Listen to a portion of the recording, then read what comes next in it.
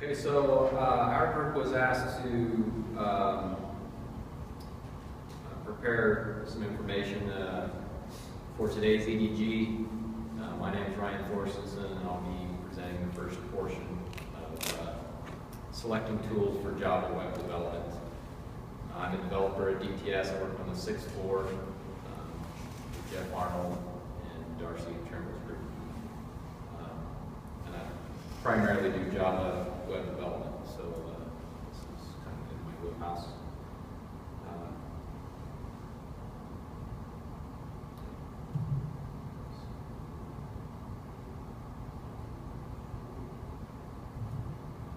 Okay, so the first step to selecting a tool, I think, or getting started selecting the tool is admitting you have a problem. It's just like any recap process, I guess. My name is Ryan, and I have a problem. And this is actually good news. And you know, some people might say, well, why is this good news? How could this possibly be good? Well, you are a software developer, I'm a software developer. Software developers are problem solvers. So you solve problems. I solve problems, that's what we do every day, that's what we get paid to do. Most of the time we enjoy it. I'm sure there have been times in your career where you thought twice about what you were doing as a software developer. But on a larger scale, I looked at an article that was published earlier this year. If you want to go look at it, it's out here, infoq.com. But it talks about, the question was asked, how many developers are there right now? So as of January 2014, the projection was there were 18.5 million developers. 11.5 of those, or 11 million of those were professional software developers, and then another 7.5 million categorize themselves as hobbyists, part-time software developer, I guess. So, how does this kind of tie into selecting a Java tool? Well, oftentimes our situation is unique, but our problem often is not. So, this is actually a really good thing. We don't have to reinvent the wheel. So our problem, or your problem, plus 18.5 million developers out there, generally means there's an existing solution. So solutions come in a handful of forms. Some of them are standards and specifications. Some of you may be familiar with JPA, that's a specification. There's algorithms, sorting algorithms. I'm sure everyone did a CS degree or took some CS classes, had to do some sorting algorithm work. That was lots of fun. Bubble sort for the win, right? Implementations, you might find code snippets out there. Someone solved your problem through, a piece of code. There's libraries and frameworks that you might use, like Hibernate or Spring MVC. But for today's discussion, we're going to talk about tools. If you spend any amount of time doing work in your garage or work around the house, you know that the right tool for the right job means a lot. You spend quite a bit of time fiddling with something that if you don't have the right tool, it just aggravates you and becomes frustrating. So, when selecting a tool, if you can clearly define your problem, you help yourself clearly define your tool. Oftentimes, if you have a complex problem, you're going to need maybe more than one tool. And every tool, in terms of software, has an adoption cost. And we like to look at the return of investment on that tool as being greater than the cost. So, let's talk about a few problems that we all face as developers. Am I writing good, bad, or ugly code? And by what measure? This falls in the code metrics, quality measurements category. We've probably all written some various pieces of code that fall in all three of those categories. Do I know what version of my application is in production? And this comes in the WAR file, artifact management. Can we build WAR files independent of developers' machines? build neutrality and automation category. How can our team agree on common project format? So project standardization and enforcement category. And then here's another one that pops up a lot. How old are the libraries in the job app? How old are my jars? So that gives you an idea of your application age and possible support time. So I'm going to look at the first one here. Am I writing quality code? Has anybody had a coworker or a peer, or maybe they've been this guy, who said, your code is bad and you should feel bad? I hope I probably have done this in my career, and I'm embarrassed if I did. But nobody likes to be ridiculed for the work they've done. And oftentimes you get in an argument about what good code is. So now it boils down to, well, who said my code was bad? That's your opinion, man. To a quote from the thing about it, I guess. But the problem with an opinion is, fill in the blank, I guess. I'm gonna put ego here. How can we remove opinions and egos from deciding what kind of code is good? So what you need is an objective standard. So when 2 parties can't agree, 3 parties or 4 parties, or how many developers you have in a group, it's nice to have an objective, unbiased, and independent perspective. So this is actually a pretty good fit for a tool.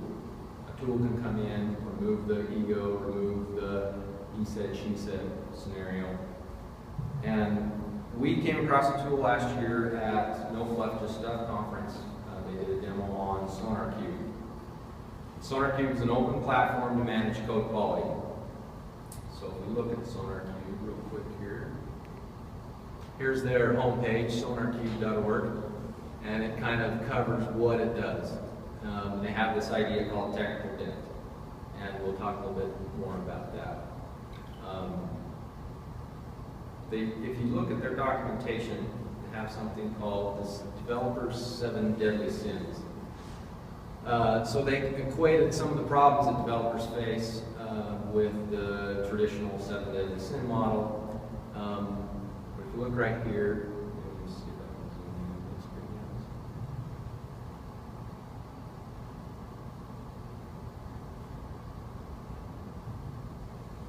So you've got bugs, potential bugs, coding standards breach, duplications, no unit tests. You got bad complexity in your code files. Maybe you've got code files tying into other code files all over the place. This is spaghetti design. Or maybe you are commenting just like a madman, or maybe you write any comments at all.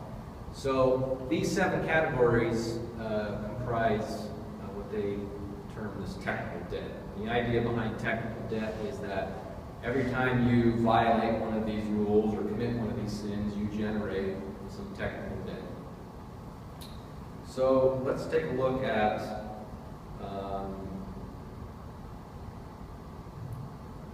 SonarQube in action here. We have our own SonarQube stood up here at the state. Back over here.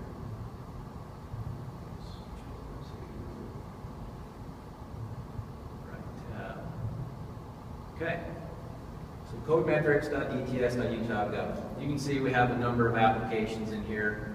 And we haven't forced people to run their application through this. We've invited them to. We want SonarQube to not be a stick to club people over the head with. We want it to be a saw sharpening effort where you run your code through there, find out what you did good, find out what you did bad, find out what you did that's really ugly, and then get better at it. So if we drill into, you can look at this dashboard. So you can see what version the latest build was, see how many lines of code, you can see the rules compliance index, and 100% is the best. So let's look at a project that we applied SonarQube to midstream. So our FSMS project. Okay. So here's the project dashboard, and you can see there's different categories. Right at the top, we've got issues with the red arrow, and just quick overview of SonarQube. Anywhere you see a red arrow, that's bad. You can see the technical data. Anywhere you see a green arrow, let's see if I can find a green arrow down here somewhere. Green arrows are good, and gray arrows are neither one. They're just indicating what's going on. So, like code, lines of code is climbing. That's neither bad nor good. So this is kind of a quick, hey, where's my project at? You can see how issues are broken out, blockers, criticals, majors, minors, info. Those all have a weight to your score. And then you get a complexity. You can put, all these widgets are configurable, by the way, so you can pick which ones you want on your dashboard or not. So you can see, you know, how spaghetti code is my project, or how much spaghetti code is in my project by looking at the package tangle index. You can see how often guys are cutting and pasting code. That's kind of a no-no because you're effectively cutting and pasting problems, or you're duplicating maintenance. You can look at your unit test coverage. So there's all these different categories that SonarQube has, the 7 main ones anyways, that boil up to your score, or boil down your score, rather. But the point here is to help you, as a developer, get better. So let's look at the most violated rules widget real quick. You can see that we have 650 violations of magic number. So we come over here and say, okay, I've got 10 as a magic number. Let's look at this guy, and it will tell us, hey, you've got a magic number right here that you just hard-coded in your code. It'll give you an estimate on how long they think it should take you to fix this, 30 minutes. Sometimes that's accurate, sometimes we found it's not. You know, you start digging in and it's a little more difficult than that. But these fall under, you can see the number of, the count of the issues kind of is really dinging the project here. So you can drill in as a technical lead or as a developer or even a project manager who likes this kind of stuff and find out, you know, how your code looks. There's a couple of widgets on here that are really nice to look and see, hey, how's my project done over time? This one's kind of fun. You can say, hey, how did we do? And the size of that dot that's moving around is the number of issues. The color of the dot is the duplicated lines, red being bad, blue being good. And then the y-axis on the left is the code coverage, and the x-axis on the bottom is the total length of code. So that gives you kind of a fun idea or a fun way to see, hey, how has my project gotten better over time? Then there's one last one that I'd like to show before my time's up, and that's this time machine. And it takes all of the builds that you run through Sonar and keeps a history of them. So you can see, hey, how have we done? How has this project gotten better? Or how did we effectively spend the money that we were given that applied to this project? And so you can go through and you can see we started back, hey, Chris, we'll see, back last year. And then through some rework and reconfiguration, the project kind of went through a cycle there where it was maybe in a strange scenario, but then it's stabilized and been pretty much straightforward since then. But you can see over here your trend lines for your blocker issues is going down. All the trend lines for issues are going down. That's good. Here's just your technical specs on your stuff, so files, classes, functions. But you get a really good idea, a real bird's eye view quickly of how your project is doing. And the last thing I wanted to state, I just wanted to reiterate that we hope that SonarQube, and we use it in our group, not as a stick. It shouldn't be used to punish developers. Nobody likes to come to work and get beat over the head for doing the best or trying the best. But we all have room to improve. And this is a great third-party independent tool to help us get better. on our queue?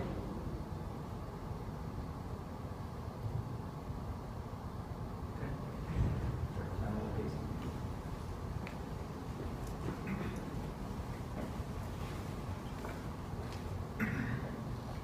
I'm Casey Wardle. I'm also work on this building.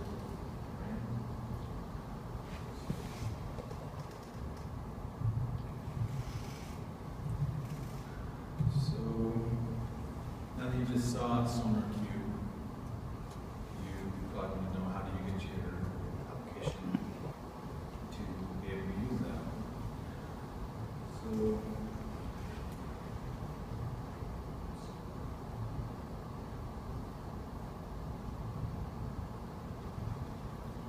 we use continuous integration to do that. So continuous integration it's important, especially on complex projects. It provides early detection of problems with your build. So what does continuous integration mean? So at a regular frequency, and regular frequency means on every commit or on demand, you would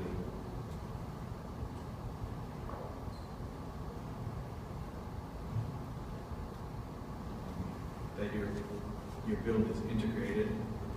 And that means all the subversion changes or all whatever your version control system is. We use subversion. All those are up until that point are combined into the build. The project is built and the code is compiled into a jar or package. It's tested. All the automatic test suites are run. It could be JUnit or TestNG, Jacoco, or to get it into Sonar. There's a Sonar runner plugin that's used at that time.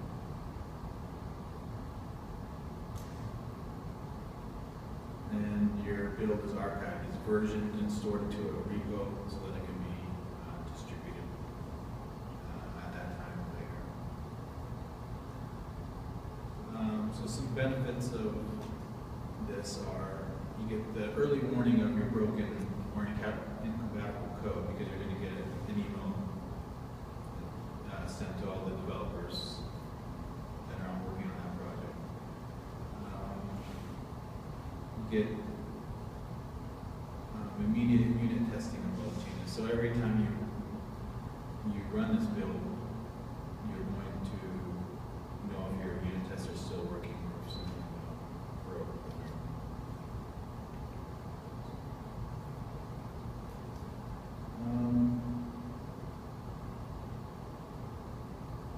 One of the other good things, you get immediate feedback to all the developers. They know what the build is like at the time. Everyone knows that the build is still okay or the build has some issues. And you get feedback on the quality of the code based on metrics coming back to it somewhere.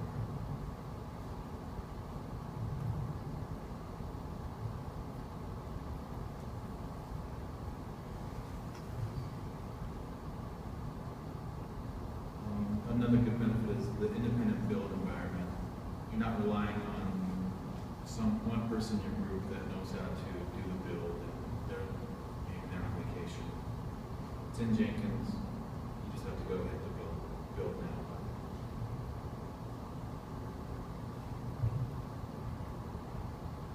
So, like I said, we use Jenkins for this. It was originally developed as Hudson in 2005 and forked in 2011. And when it forked, we were on Hudson, we decided to switch over to Jenkins. It seems to have more users backing committers.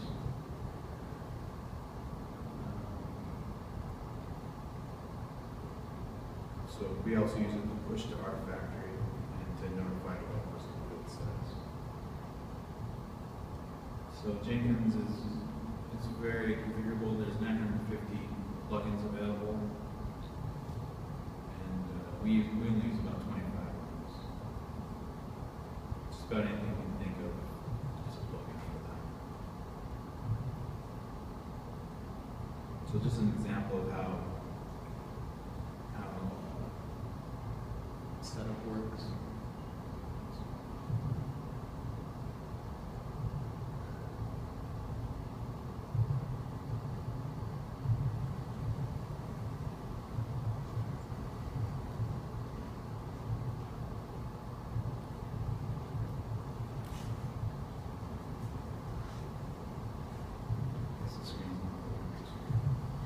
We'll have to just deal with this. But, so you just simply name the job. It's usually just whatever your build is. App version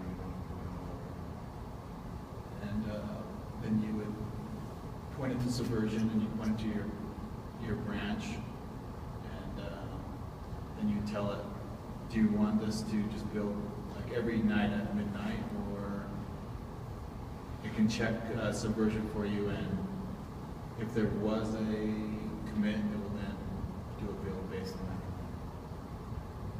And you can also tell which version of Java to run it against, which version of Maven to run it against. You don't see it on the screen, but you also set up the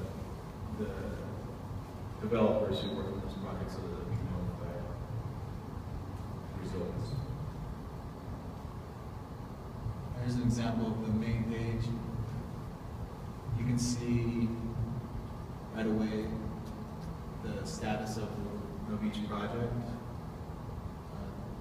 In this environment, the blue circle just means that it is a success, and the sun is the weather, and it's basically over time have the builds been successful. So all these have been successful. If you get kind of like a rainy, stormy image of the last build or previous builds have been failing. And you can see which right now at this point vote was being built.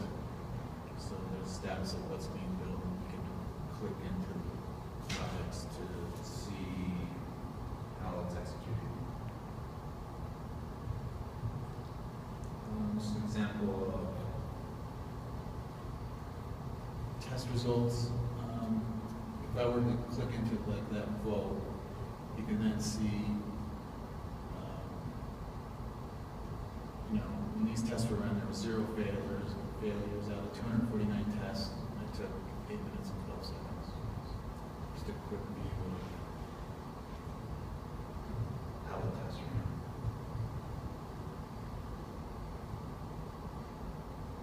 So our location of our Jenkins is the build.bts utility.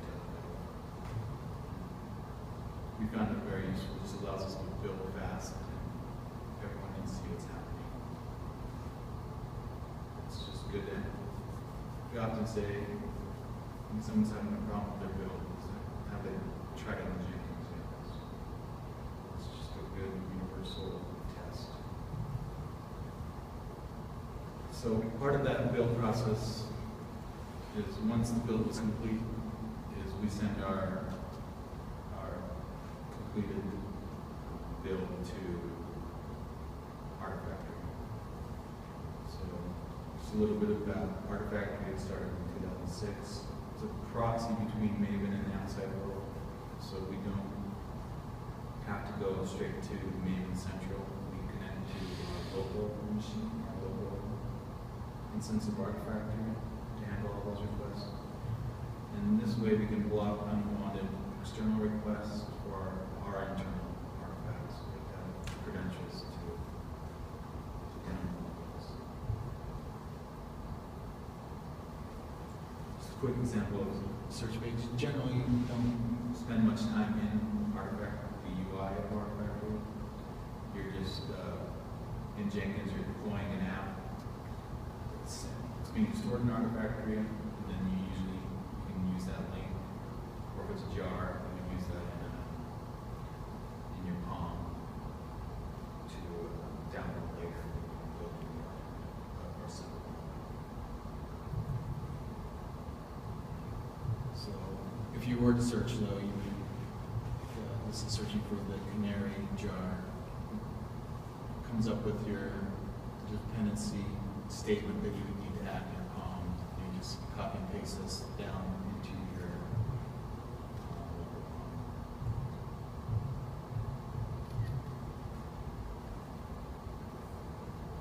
and our factory is located at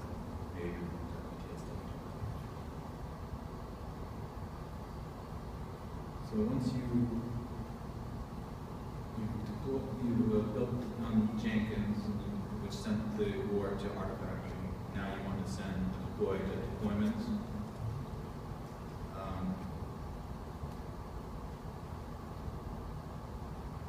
This is the app that we use to get our jobs into the hands of hosting. It's all up there.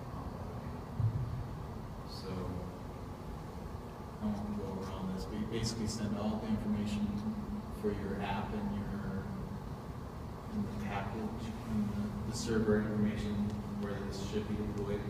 Send that to DTS AT hosting, and they set it up so that you can then go to this app and you see you would log in and you would have in this drop down you'd be able to pick your app, which then populates all this information about the deployment, and you would copy and paste your Ward file link from ARTIFACTORY here, and you can choose whether to deploy it now, which in AT is common, or if it's a production, you usually get a date in the future and time, and then you can submit it.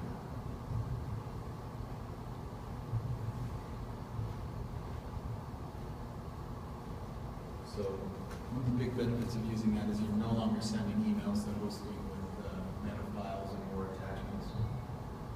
And you get this email notifications from this app and a history.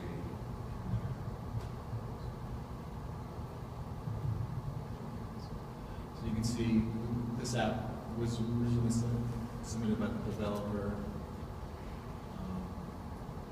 And then a few minutes later, someone from AT hosting submitted it to, okayed it, and basically submitted it to production. A few minutes after that, production okayed it, and then a day later, on the change, according to the change schedule, it was actually deployed to your server.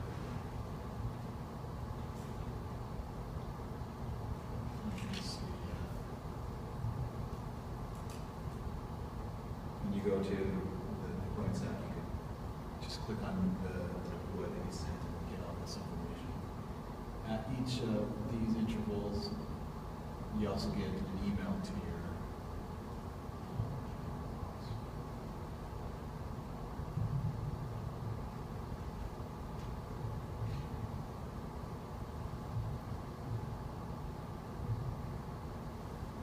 and at the end of that, your app is deployed successfully.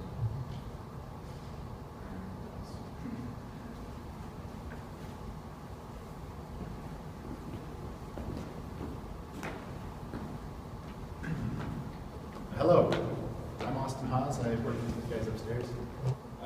So far we've talked about analyzing your code, and building it, and deploying it. We're kind of working backwards in our process here. So the next step, or the previous step, would be how to get your code base, your project, into the build server. Casey already mentioned it, but the answer, well, the items that you need, you have to have your project is ready to be tested. You want to go through a build process. How do you get your source code up to the build server? Use version control. Casey mentioned that we use Subversion, and there's a bunch of different options out there. That allows you to have a central location where all the code is at, all your changes are at, and then the build server can grab the code from out there and actually build it. This is a picture of doing that.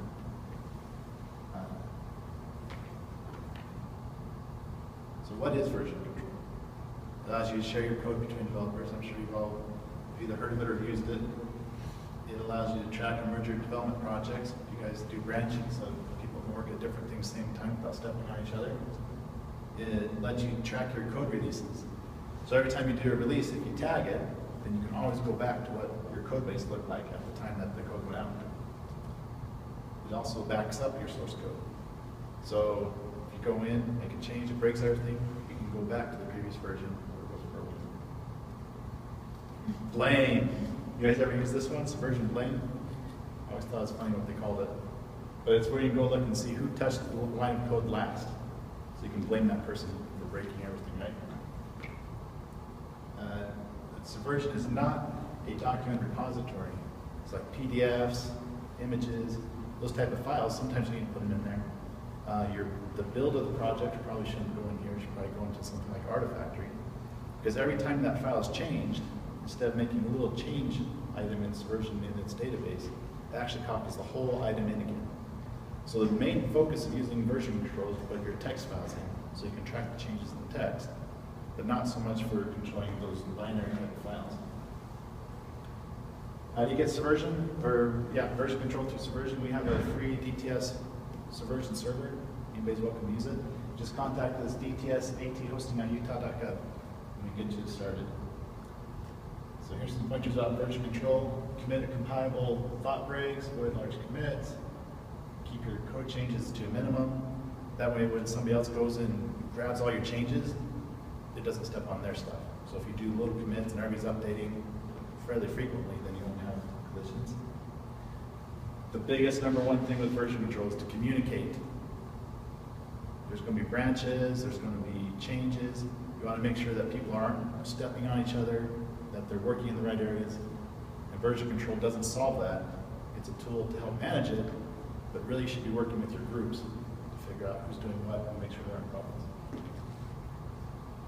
Okay, your code is now shareable. Your team can, how does your team agree on a common project format? There are a lot of ways to skin this cat. I don't think that cat wants to be skinned.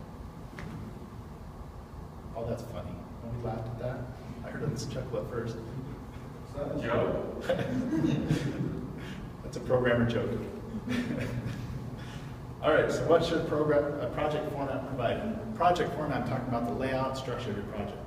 Where should the files go? What type of files go on the locations? Just kind of the layout. Where do you build things at? Where does the final build object end up? So here's some ideas of what should be involved, what a project format should provide. It should be easy to set up, right? Somebody should be able to just come in, hit new project, start coding. That's the ultimate. It should be applicable to most all your situations. As developers, we often involved in web applications, desktop applications, command line tools. There's a whole ton of different things we could be developing. We would like a project format that meets all those conditions as much as possible. Also should take the guesswork out of file locations. As I mentioned, you should be able to say it's a Java class or it's a service. Where does it end up at? So you don't have to poke around or do a search function and try to find the file. You should know exactly where it goes. Or if you're adding a new file, you shouldn't have to pick a spot, stick it there. I've seen some developers call it by their name, like gov.utah.gov.dts.austinhaws.class.file. That makes it really hard to find those types of things. It also should play well with others, including other tools, like the build server, the Sonar. All these things should be able to integrate into your project now because it's in a standard format, so that when they hook in, you just click a button and it all works. Okay, Casey mentioned this before, but the tool we use for most of our projects is Maven. This right here is a little blurry, but this is an XML file defining the content of your project. The settings for it, you guys have probably seen this type of thing before. The cool part with the Maven stuff comes in these dependencies, where it manages your jars for you. So the Maven project layout. It starts with the main section where you have all your Java files in one place, all your resources in another place. And here's your web app stuff if you know web app. Also comes stock with a test folder, so you can set all your unit tests. And so just looking at that, you can know right away where to go to look to find your files. Now, with jars, you guys ever seen a jar list like this? This is just the top portion of it. If it's alphabetical, it goes down through J, about halfway through. There's a whole ton more of them. And that's just kind of a normal sized project. To get bigger ones, you get a whole bunch more. That is hard to organize, hard to understand what's going on. If you look at the activation jar, a lot of us might know what the activation jar is, but what does this tell us about it? Don't know the version, don't know where it came from, and how do we get it to somebody else? You email it, right? That's a great way to distribute jars. So Maven can actually tackle this and make this easier for us. Here's a jar graph that I pulled out in NetBeans where it shows you this is our application here, and these are all the different types of dependency jars that go into the application. As you can see, things like Spring, they've got arrows that point off to other jars that they include. Some of these include the same thing. So right here, if you look, you've got this cglib nodep that hooks to Guava, and so does this woods dot whatever that is, it hooks to Guava. How do you make sure that they're both using the right version of Guava and that everything hooks together? So here comes Maven. It says to add a jar to your project, you hook up this dependency. Casey showed this before in Artifactory. You could go in, look at a jar, and it give you this dependency snippet, where you give it identifying information and you specify what version it is. So no longer do you have to guess what version is my activation.jar. You know exactly that, in this case it's Lombok, this is version 1.12.6. That's very cool, very powerful for the developer. Okay, here's some perks that you get from doing this. You can easily search them for and include jars. There's websites out there for Maven where you can go and you say you want a specific jar, the JSON jar. You can go onto that website, search for it, and it'll show you all the possible jars with their versions.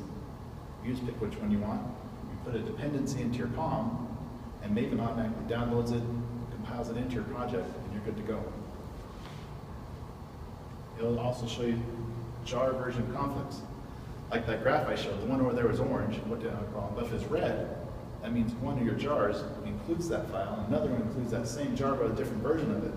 So now you got a problem, because they're using different versions. It might work, it might not. You can always link versions. That's another cool thing. The jars aren't stored in your source control repository. They're stored like in Artifactory or in these other jar locations, and they get included in your build file, but your subversion doesn't track it. So when you do a checkout of your project, it's really fast because it's just the source code. And it doesn't blow it all up. In fact, don't put binaries in your stuff. All right, what happens if you have dependency stagnation? That's going to be me about 20 years when I retire. So you've got your jars tracked, you've got your versions tracked, your project's been sitting out there running for 10 years, 5-10 years. How do you know what your jar state is? Are they up to date? How far back are they? What's it going to take to upgrade your application? This is where a tool like Mojo comes in.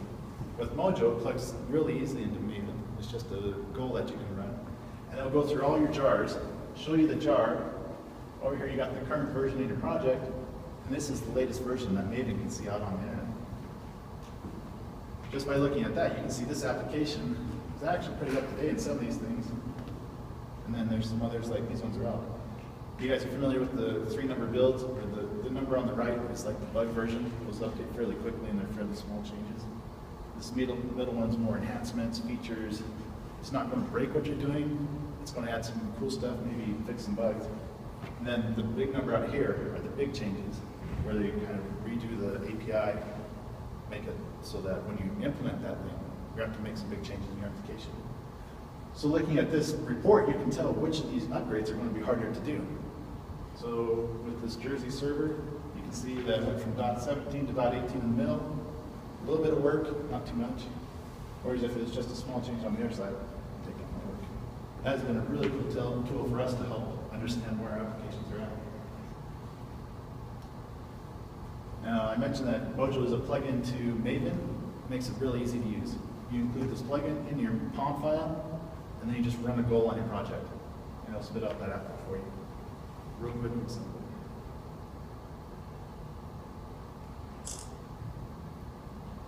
Okay, so now we're back to the beginning of the whole thing. We've talked about Sonar all the way down to the build process, through Maven project setup, source code, all the way down to tracking your project. Now at the beginning, how did we choose which technologies to use for our build stack? I really like this quote. It's really hard to understand the first time through. I'm not going to explain. One of the things we found at the No Fluff, Just Stuff, is the technology radar. ThoughtWorks puts this out, and they go through all the technologies out in the world and make a radar of which ones are good to look at, which ones you shouldn't use, kind of stuff bubbling up. Now, one of the things they say is this is a radar for them, for kind of the world scope, whereas every single person, every single team, every single group is going to have a slightly different radar. So you really need to look at what your requirements are, where you want to go, and pick technologies towards that. Here are their categories that they use to pick their criteria. They want to make sure that the technology they use is testable. If it's not testable, you're going to have a hard time knowing if it really worked. If it's integratable, so if you have a working project, you want to use a new technology in it, if you have to rewrite the whole project to use that technology, that may be a sign that you probably should go that route. How learnable is it?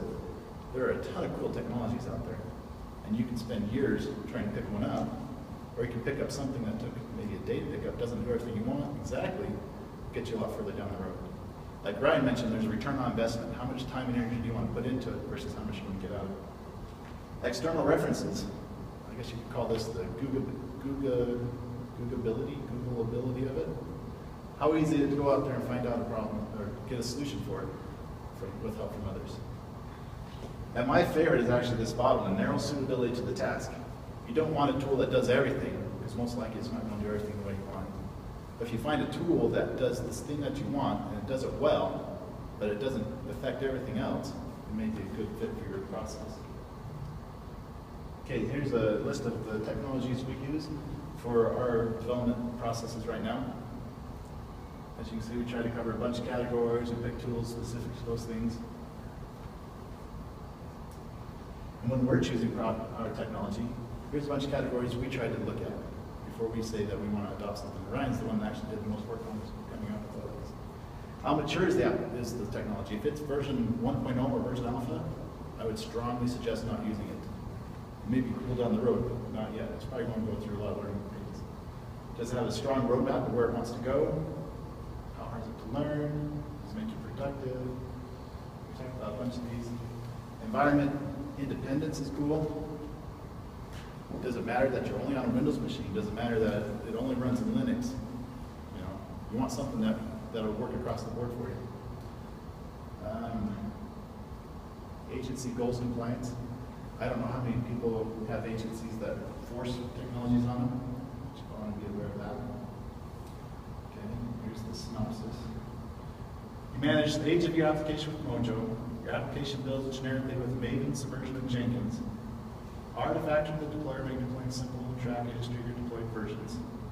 Health of your code is tracked with Sonar. Your technology radar and adoption process keep you forward thinking. Now you can sleep at night. You know your project's in good hands. Okay, now it's time for the exciting part, guys. It's the speed round. Fasten your seatbelts. Hold your toupees down.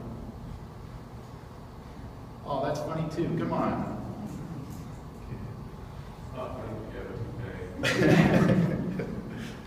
One of the tools we use is Redmine for issue tracking. It really helps us to see where the issue is at. When it's first created, who created it, the problems with it, how to test it. Then you can track, is it being developed? Is it in testing? How many times does it go back and forth between the developer and the tester? Is it in production? You can group things by project, by task, by whatever you want. It's been a great help for us to be able to track where we're going. This also is a free tool. If you want in on it, just contact us at dtsat@hostingutah.gov. We set up projects and users where you need. The Canary page has been really helpful to detect when your application is down. Cadency wrote a really cool Java to make this really easy to plug into your Java web applications. Pretty much it takes your application and adds a /canary URL. And then Prod Hosting has Nagios and Uptime, these uptime tracking tools that'll keep pinging that Canary page. And anytime it's down, it'll give you a warning saying it's down. So that you know first when the application goes down instead of getting a call from a customer or somebody higher up the food chain than you telling you that's down. The Dev Wiki helps us organize our thoughts, processes. We can store a lot of different ideas, concepts. So somebody comes to us, and it's maybe the third, fourth time person that week saying, I need help setting my Canary page. You say, go to the Dev Wiki, here's the link for it, and I'll tell them how to hook it all up. It's also helpful for projects. If there's some sort of process for somebody to get involved on a project, you can list out the different parts and pieces so that it's all in one place where everyone knows how to get to it. it kind of goes hands in hand with the automated deploy, where it's instead of always on somebody's machine, configure a certain way to get your deploy out, anybody can do the deploy because it's on Jenkins. Same thing with here, anybody can go here and figure out how to do something. You just have to keep it up to date. It's not always easy. Testing tools. There's also a lot of cool stuff out here with testing tools. JUnit, TestNG, Selenium to do your automated testing. Anybody use Selenium? A little bit there? Cool. We might have to talk after. JMeter for load testing. I believe security uses this Nessus or Metasploit to do security scans on your application. Those are all great ways to find out where your application has problems. What's going to help you make the application a better experience for everybody as well as security. Google Analytics. Last EDG, we had a conversation about user experience, figuring out what users like to use, how they used it, where they went. Google Analytics can help you a lot with that.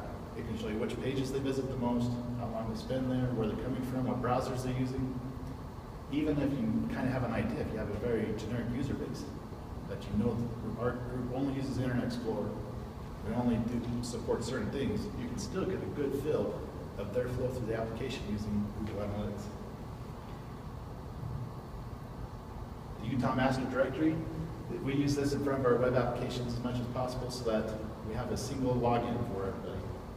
They have a Utah Master Directory account, they log into it, and then we're provided some information about the user, like an ID number, first name, last name. But then we don't have to worry about the logins. We can let cloud hosting, security, do all the upgrades, whatever they need to do to prevent hackers from getting in. We just know that that person is that person.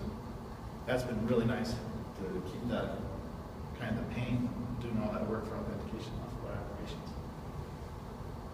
Code reviews. We've had a lot of good experiences with code reviews, helping people learn kind of our styles, learning from other people about different ways to do things, even just the chance to look at other applications. Sometimes you get so pigeonholed in what you're doing, you don't realize what else is out there. And by having this code review where you can get together, talk with people, get to know people, it can really help strengthen the team and do a lot of training for a fairly cheap cost. Database versioning.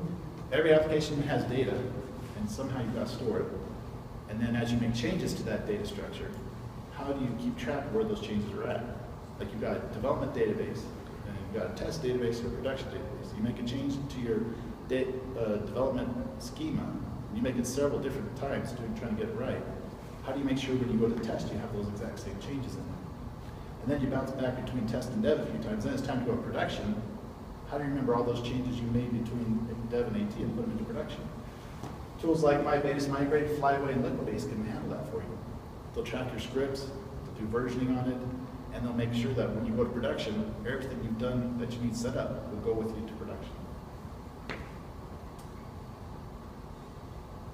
And that's the end. You've survived the speed round. Any questions, any thoughts?